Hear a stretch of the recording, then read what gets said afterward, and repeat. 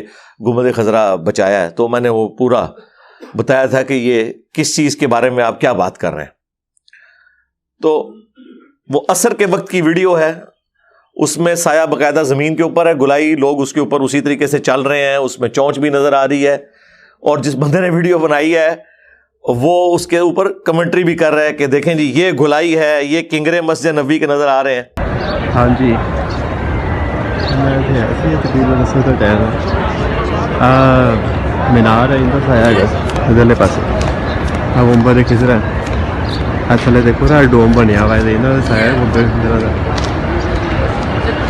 اتنے جیڑی نا چونچ ہے گی نا جی اتنے انہیں یہ سایہ ہے، دیکھو سامنے گنبد خضرا تھلے نا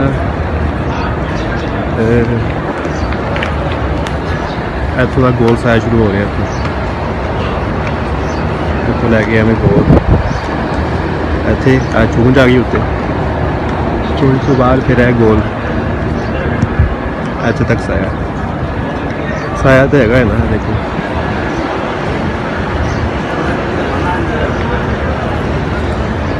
وہ تھوڑا جہا سایہ نظر آ رہا، باقی جہاں ہے دیواروں کا سایہ ہے، دیواروں میں جہاں بنیا ہوا نا وہ نشان جے بنے نے انہوں کا سایہ چل رہا ہے، گنبد خضرا کا سایہ ہے. پھر دیوار شروع ہو جاتی ہے رات والی، صاف نظر آ رہا ہے سایہ.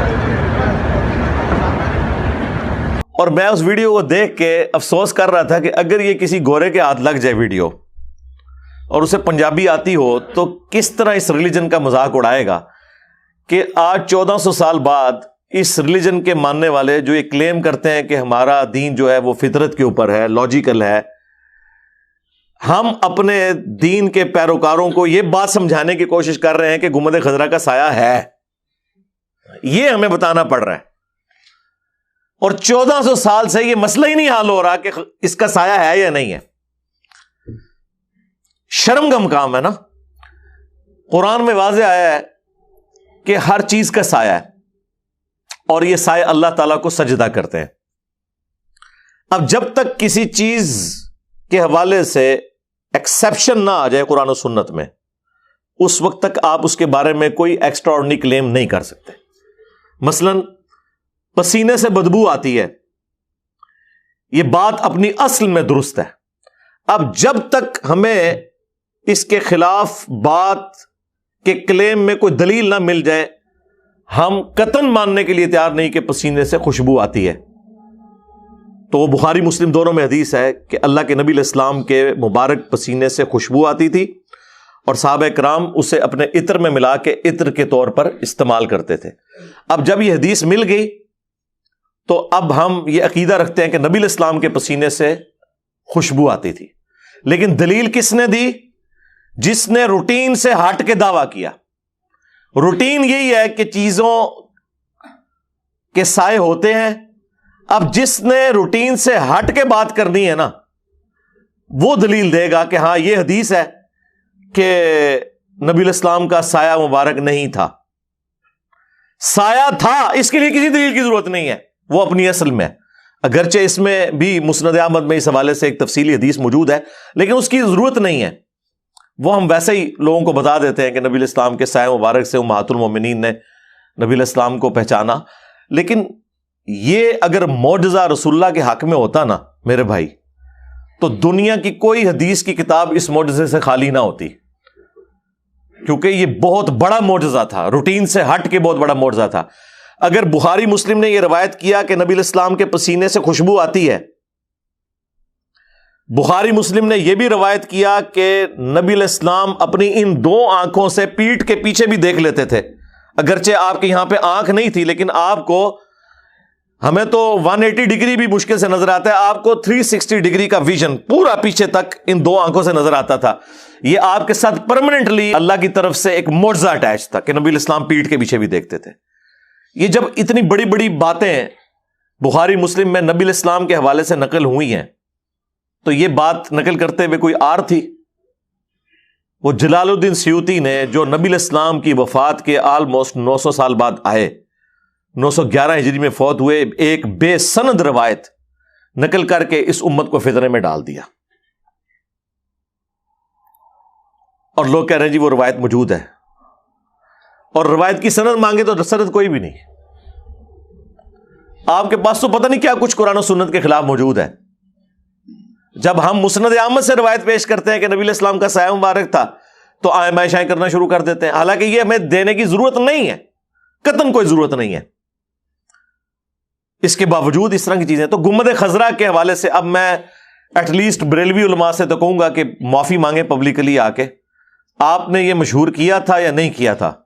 بہرحال یہ آپ کے کھاتے میں، آپ کی عوام کو یہ پٹی پڑھائی، اور یقیناً کسی عالم دین نہیں پڑھائی ہے نا، دوسروں نے تو نہیں پڑھائی. پہلے تو کوئی انجینئر نام کا فتنہ دنیا میں موجود نہیں تھا جس نے ان کو یہ باتیں بتائی ہیں. یہ صدیوں سے آپ لوگ ہی بتا رہے تھے نا. تو آئیں اور معافی مانگیں کہ یہ آپ لوگوں نے جھوٹ کیوں مشہور کیا تھا کہ گنبد خضرا کا سایہ نہیں ہے. اوپر والی بلڈنگ میں تو سایہ نظر آتا تھا، اور نیچے بھی ایک اینگل پہ. اب یہ ویڈیو آ گئی ہے، انشاءاللہ ہم اس ویڈیو کو اپلوڈ کریں گے، اور اس کے بعد ایکسپیکٹ کریں گے کہ پاکستانی عوام ہمارا جو سلوگن ہے اس کو ایکسپٹ کرے، بلکہ پوری دنیا کی مسلم عوام، خصوصاً جو اردو جاننے والے لوگ ہیں، کہ مرنے سے پہلے اے مسلمان کر لے اس پہ غور، کتابوں کا خدا اور ہے، بابوں کا خدا اور.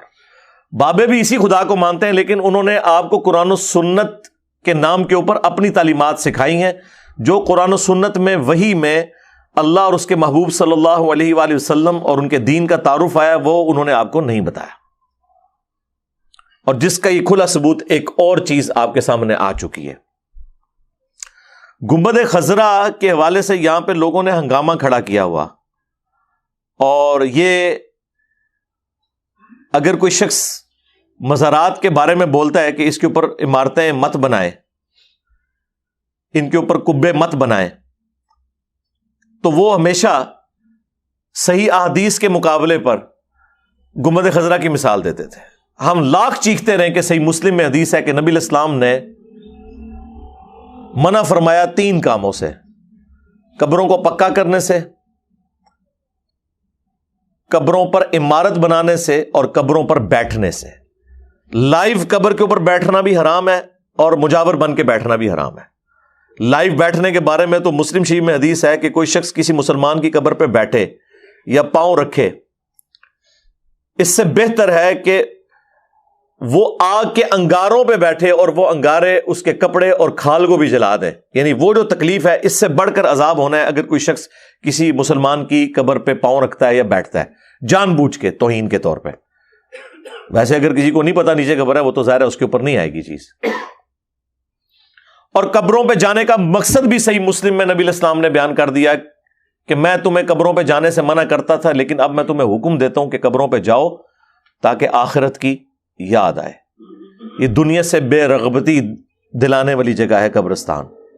یہ نبی علیہ السلام نے مقصد بتایا تھا. خیر، وہ گنبد خضرا کو انہوں نے نبی علیہ السلام کے ساتھ جوڑا، اور پھر اس کی بنیاد کے اوپر جو قبروں پہ مزارات بنانے کی مذمت کرتے تھے احادیث کی روشنی میں، انہیں کہا یہ گستاخ رسول ہیں، یہ تو کہتے ہیں ہم گنبد خضرا بھی گرا دیں گے. اور بعض لوگوں نے تو اتنے جذباتی جملے بولے، انہوں نے کہا کہ یہ رسول اللہ کی قبر کو ننگا کرنا چاہتے ہیں اوپر سے. ان جاہلوں کو یہ پتہ ہی نہیں ہے کہ اگر رسول اللہ کی قبر گنبد خضرا کے اتارنے سے ننگی ہوتی تو پہلے 650 سال تک کیا قبر مبارک اوپر سے ننگی تھی؟ گنبد خضرا ایک جو مملوک سلطنت ہے ایوبی امپائر کی، اس کا ایک بادشاہ تھا خلیفہ منصور قلاوون، جو 689 ہجری میں فوت ہوئے. آج چل رہا ہے 1444 ہجری، یعنی آلموسٹ 800 سال پہلے. انہوں نے 678 ہجری میں یہ لکڑی کا گنبد بنا کے قبر رسول کے اوپر رکھا، حجر عائشہ کی چھت کے اوپر. حجر عائشہ تو پہلے سے موجود تھا، اور وہ نبی علیہ السلام کا پروٹوکول ہے. جامعہ ترمذی میں حدیث ہے کہ سیدنا ابوبکر کہتے ہیں کہ نبی علیہ السلام سے میں نے یہ خود سنا تھا کہ اللہ تعالیٰ نبی کو وہیں پر موت دیتا ہے جو اس کے لیے پسندیدہ جگہ ہوتی ہے. لہذا صحابہ میں جب اختلاف ہوا کہ نبی علیہ السلام کو دفن کہاں کرنا ہے، بعض نے کہا بیت المقدس لے جاتے ہیں یروشلم میں، بعض نے کہا بقیع غرقد میں، تو حضرت ابوبکر نے کہا کہ میں نے نبی علیہ السلام سے یہ سنا تھا کہ اللہ تعالیٰ نبی کو اس جگہ پر موت دیتا ہے جو سب سے پسندیدہ جگہ ہوتی ہے اللہ کے نزدیک. تو رسول اللہ کی ڈیتھ جس بیڈ کے اوپر ہوئی ہے ایگزیکٹلی اس چارپائی کے نیچے نبی الاسلام کی قبر کھو دی جائے. اور چونکہ نبی الاسلام کی ڈیتھ حجرہ عائشہ میں ہوئی تھی, اسی چارپائی کے نیچے آپ کی قبر مبارک کھو دی گئی. یہ جامع ترمذی میں موجود ہے. بلکہ جامع ترمذی میں یہاں تک موجود ہے کہ حضرت عیسیٰ ابن مریم جب دنیا میں تشریف لائیں گے اور پھر وہ زندگی گزار کے فوت ہوں گے تو وہ بھی قبر رسول کے ساتھ اسی جگہ پر دفن ہوں گے. خیر یہ الگ سے ایک ٹاپک ہے. میں نے گنبد خضرا کے حوالے سے تفصیلی گفتگو, قبروں کی لوکیشن, یہ سب کچھ ریکارڈ کروا چکا ہوں. میں اب اسپیسیفکلی اس چیز کو ڈسکس کرنے جا رہا ہوں کہ یہ گنبد خضرا کو انہوں نے نبی الاسلام کے ساتھ کیسے جوڑ دیا جو رسول اللہ کی مخالفت کے اوپر بنایا گیا تھا 678 ہجری کے اندر. اس وقت اس کا کلر وائٹ تھا, کچھ عرصہ یہ بلو بھی رہا, اور جو گرین ڈوم ہے نا یہ اس کو 200 سال بھی نہیں ہوئے. یہ سلطنت عثمانیہ نے پہلی دفعہ 1837 میں 1837 عیسوی میں, آج چل رہا ہے 18 دسمبر 2022, تو 200 سال بھی ابھی نہیں ہوئے اس کو